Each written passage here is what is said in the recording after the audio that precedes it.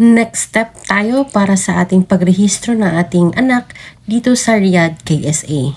After makuha natin ang birth certificate ng ating anak, kailangan po natin itong ipa-translate into English na may letter sa harap. At ito ang dadalhin natin para sa susunod na mga kakailanganin. Kailangan po natin pumunta sa Philippine Embassy para po magparehistro ng ating birth certificate o birth notification o birth report ng ating anak sa mismong embassy. Meron pong form, i-flash po natin mamaya, na kailangan mong fill upan bago ka pumunta doon. Dapat nakahanda na para pagpunta mo po doon ay ibibigay mo na lang. Ang mga kakailanganin din po ay ating i-flash mamaya. Kailangan nyo po itong i-ready para po sa pagpunta nyo doon ay mas mabilis ang proseso. Ihanda ang birth certificate ng ating anak, yung Arabic na may translated into English. Kasama din po ang 4 na copies nito. Passport ng ama at ina, 4 na copies din po. Marriage contract na naka-PSA, apostille, 4 na copies din.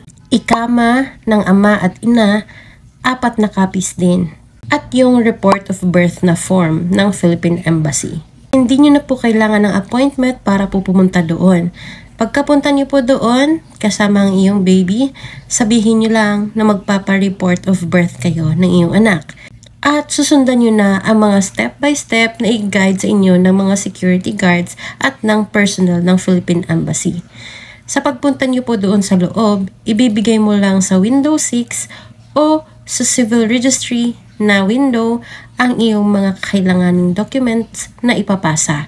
Check po nila ang mga ito kung tama at i-double check po ang iyong finilapan na report of birth form para po makumpirma ang mga impormasyon ng iyong anak. Pagkatapos po nilang makuha ang lahat ng requirements ng 4 na copies ng mga documents each, pupunta po kayo sa cashier para po magbayad nito. Report of birth fee is 100. Kung gusto nyo pong makuha agad, pwede nyo pong ipa-expedite. May karagdagan nga lang po na 40 riyals. Total of 140 makukuha nyo po agad in few minutes time. Para po sa karagdagan ng mga impormasyon sa mga dokumento na kailanganin ng ating newborn, sundan lamang po ang ating mga susunod na videos. Please follow, like, and share. Ito po ang report of birth form na galing sa ating Philippine Embassy. Just visit their website at doon niyo po makikita ang form na ito na pwede niyo pong i-download.